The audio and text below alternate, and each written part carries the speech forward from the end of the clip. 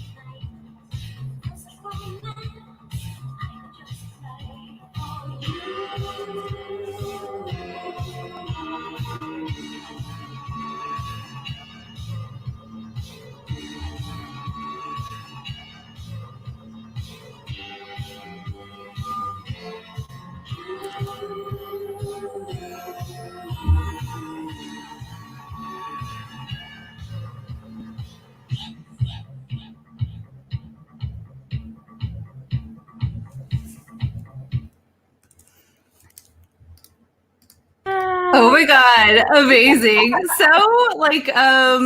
almost not safe for work. Hi, LinkedIn, what's up? Yeah, totally. That's why I couldn't stop laughing when you were playing it. Welcome. Hi. So you're the founder of Disco Dining Club, which I have been a fan for years. How did you start Disco Dining Club? Tell us what it is and how you started it. Disco Dining Club is a theatrical and thematic dinner party series based in Los Angeles. We believe that a good dinner experience should be rambunctious. It should be sloppy. There should be an innate sense of eccentricity at the dinner table. I started over 5 years ago. First time was actually in my own backyard. The name of that event was called Opium and Opulence. And after that event, it was such a devious time that I decided to take Opium and Opulence, sort of distill the idea and take it into the private space. So hence Disco Dining Club came to formation. We've done, I would say, around 50 or so events, both for the public and for the private, each time a new world, a new theme that I conceptualize. And then I start plugging and playing chefs, mixologists, set directors, floral artists, actors, costume designers, the whole gamut to really bring to life this experience at the dinner table. Yeah, the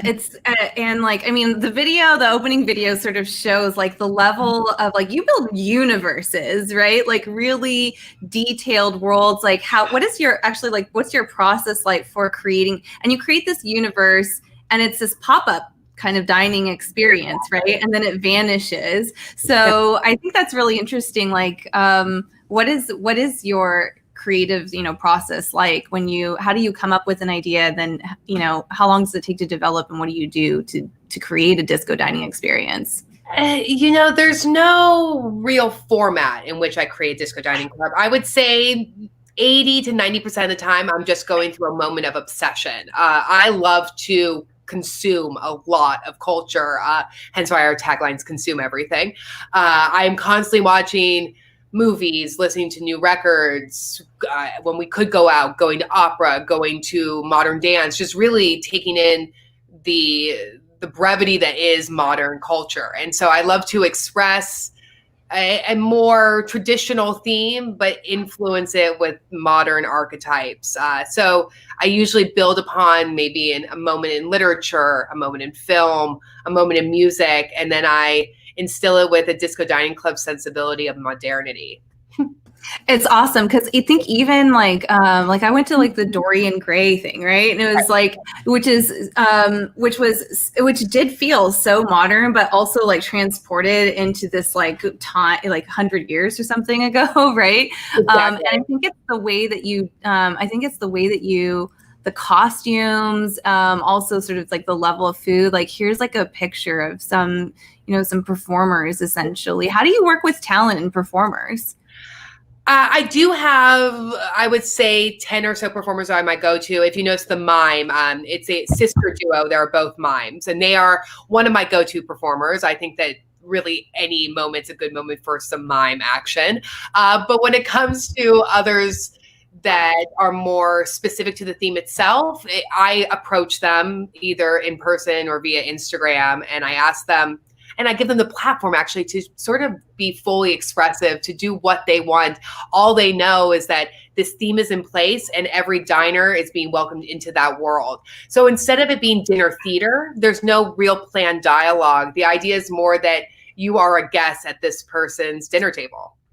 That's awesome. And then, so you've got this like, I think that, I mean, whenever I felt this way with talent is whenever you give them sort of like a sandbox, let them run, that's when you're going to get the best results. So it's cool to see you do that. But then you do the same thing. I think you're treating and you work with chefs like artists and like talent as well.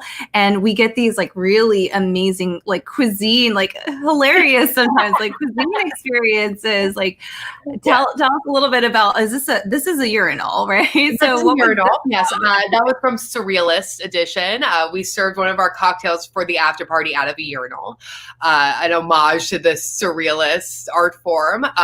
And actually, both of them are from Surrealist. But cocktails are just as important as the food itself. Each cocktail is themed. Each cocktail is paired with a dish that also is themed around that concept at the dinner table. But we like playful. We love color. We love, as I said before, eccentricity.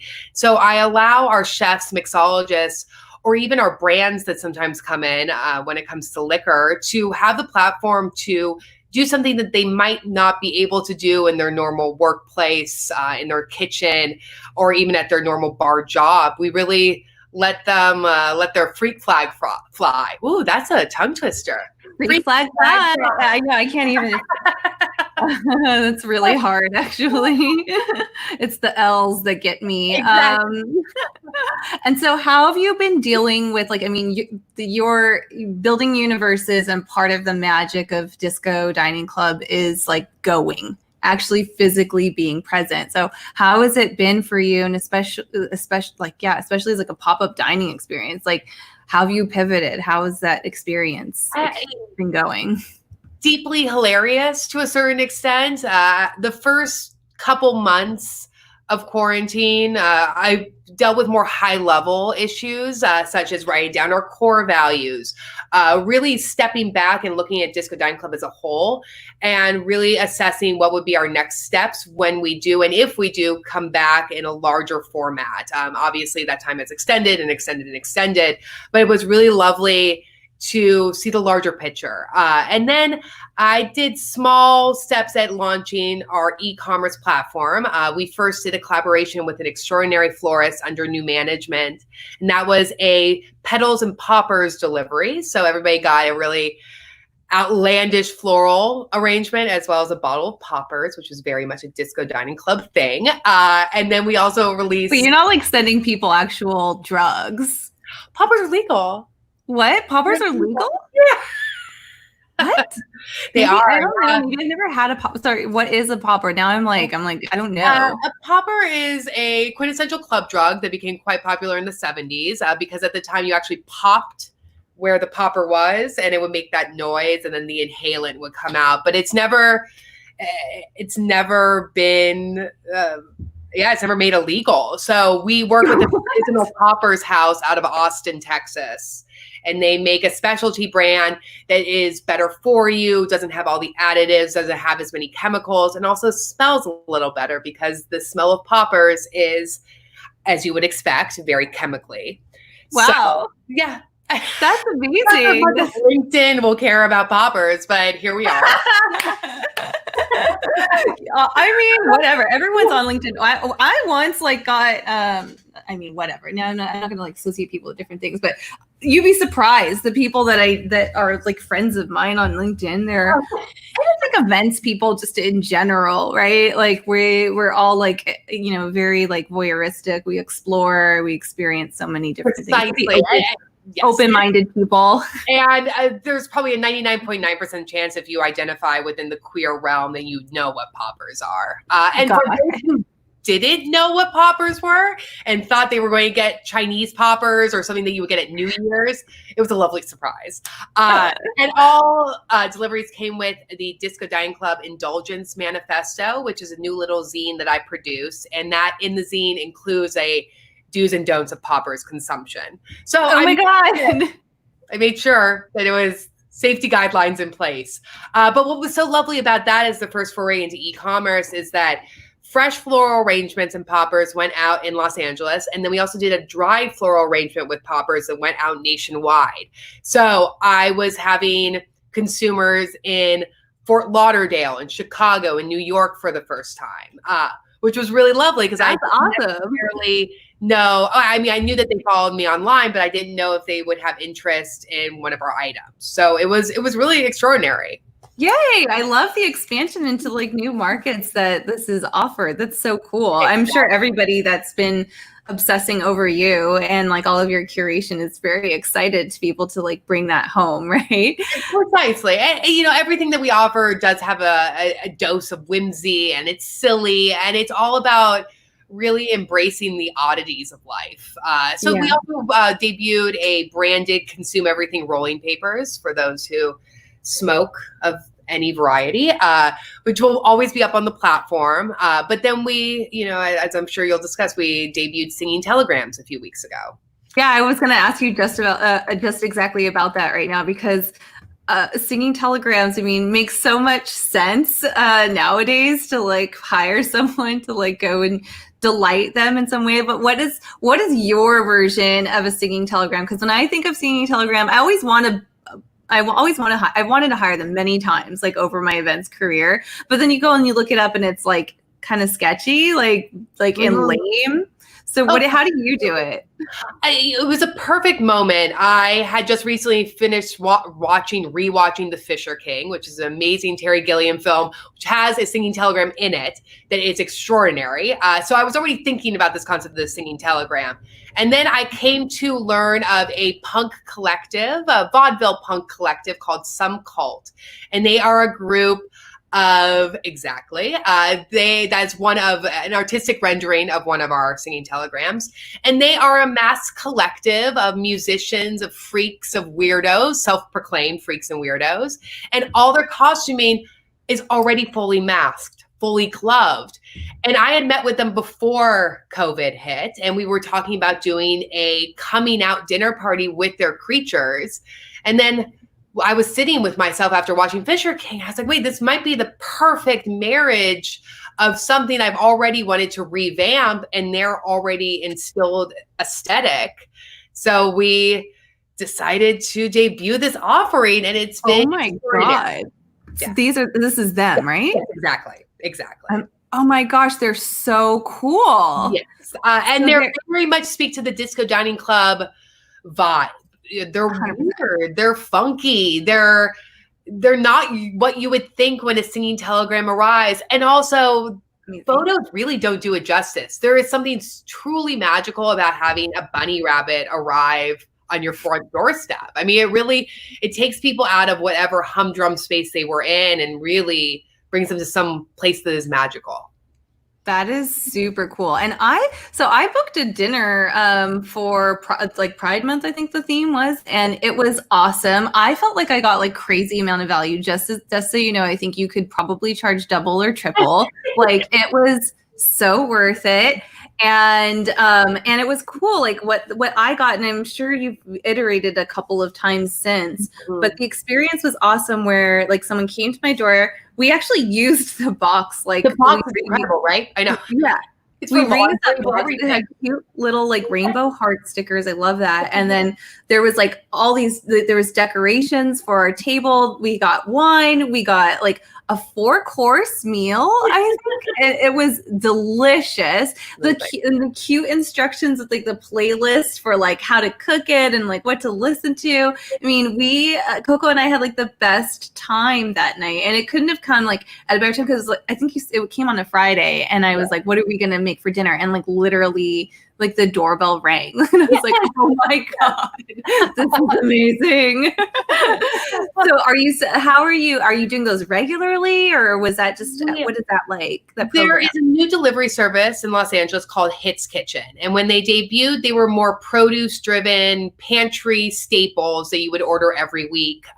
And they felt like they had sort of reached the end of that iteration, and they reached out to me to come on board as their curator. So I revamped the entire website, renamed it Hits Kitchen, brought in the element of a record label as our general aesthetic. So each time we release a box set, there is a record album cover that goes out, as well as liner notes, which include the menu. And each box set is curated by a different chef, restaurateur, purveyor, or maybe even a cultural figurehead within the food and drink community. You had the Pride box. We have since done, we did a Father's Day barbecue kit with Cassell's. We did, exactly. And the first row is when I came on board.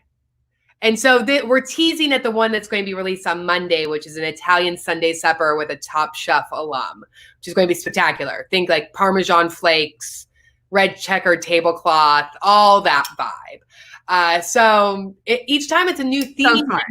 And it always is priced at $99, feeds 3 to 4, depending on what we're offering. And then there is sometimes the option of add-ons. For instance, we did a beach bonfire inspired feast for 4th of July, and you can add on like another rack of ribs or another full chicken, whatever you desire. That's awesome. I mean, that is so smart to take the produce box but really like add curation and theme and experience on top of it. And I'm assuming that they're on their way to do very well, thanks to you and your creative genius. That's cool. On the back end, what's lovely is that the co-owner of Hits Kitchen has access to a full industrial kitchen. And an in-house chef. So we have a lot of the backbone, which allows us to do higher quantities, allows us to be a little bit more of a refined experience as opposed to if we were doing it out of our home kitchen. So it's been really lovely to do something that's a little bit more, I don't know, professional is the right word, but it's nice to have those resources at hand. Right.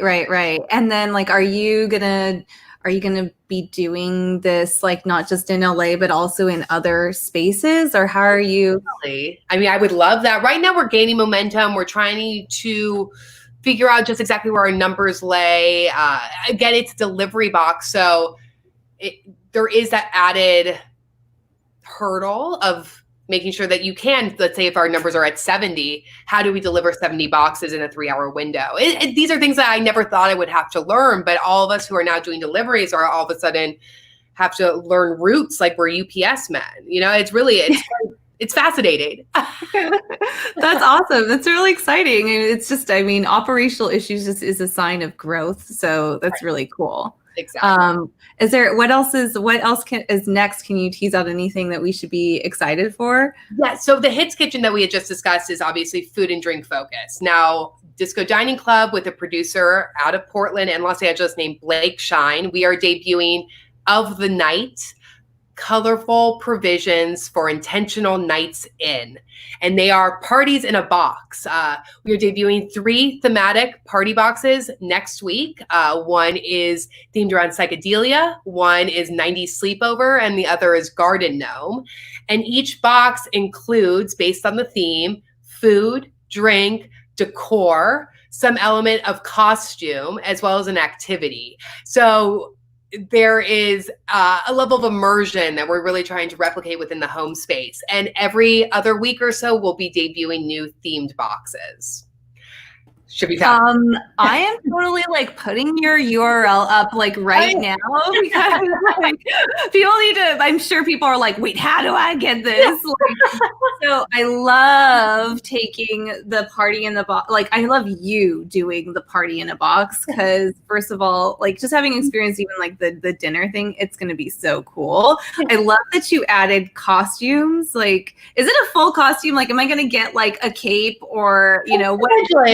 The garden gnome, I will hint at that it involves a facial beard and a gnome hat. Oh my God!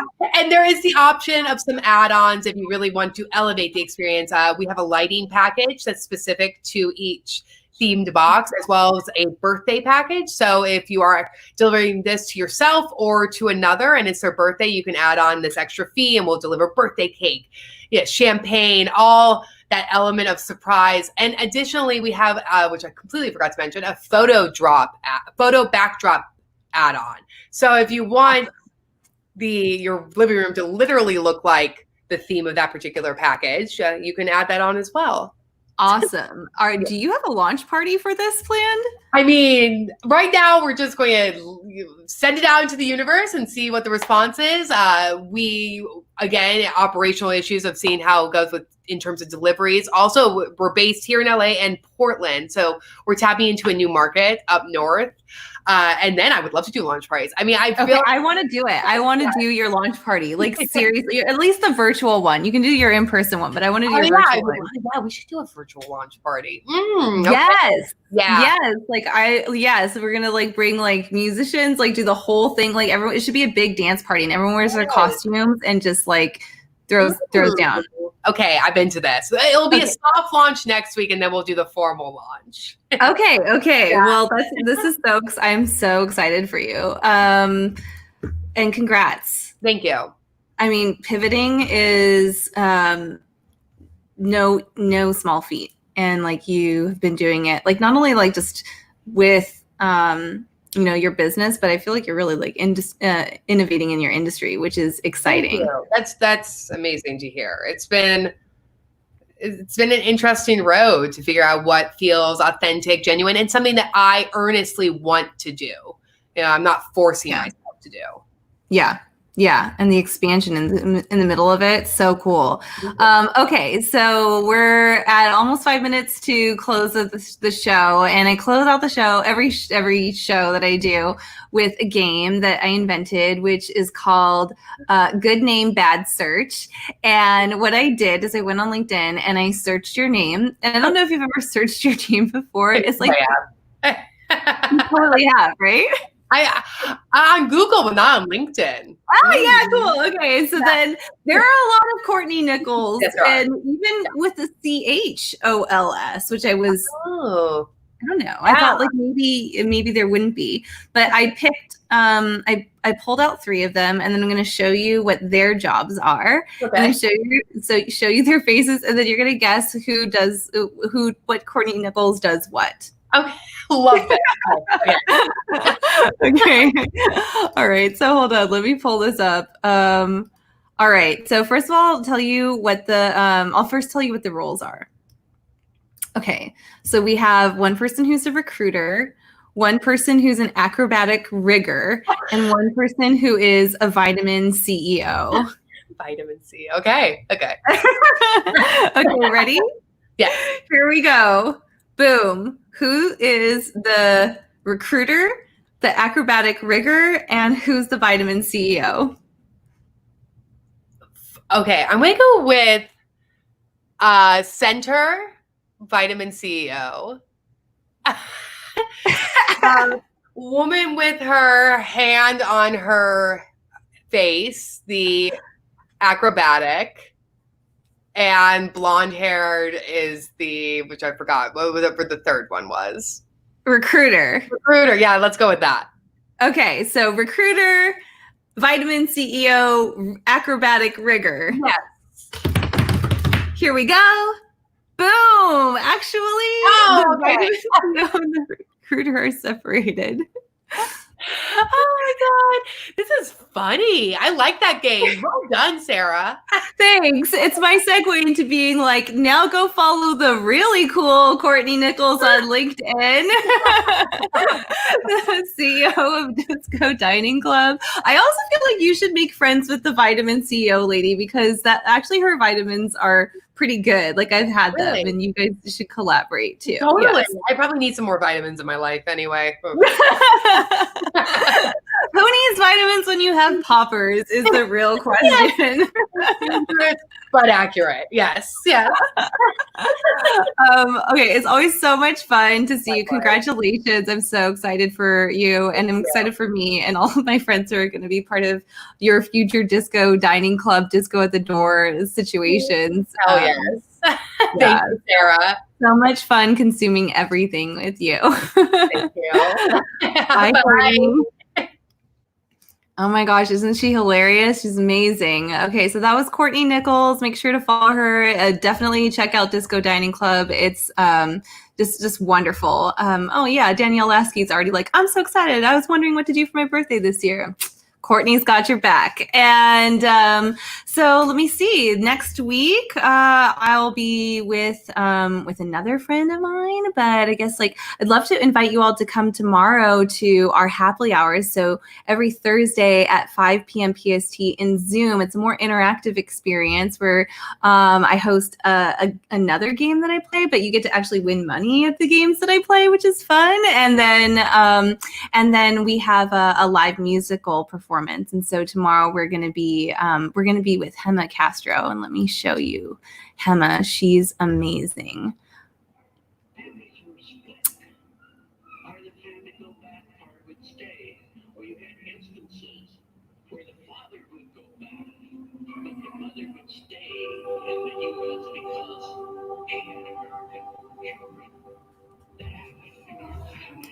So a little teaser, Hema is actually a classically trained opera singer and an electronic music producer who is Latina, queer, and uses just all of these like really interesting, like intersectional, like cultural, like universes and worlds to create music and performance art. And so she's going to be performing for us live tomorrow. Just go to happily.io/hours to join us. And in any case, we'll see you again very soon. Thanks. Bye.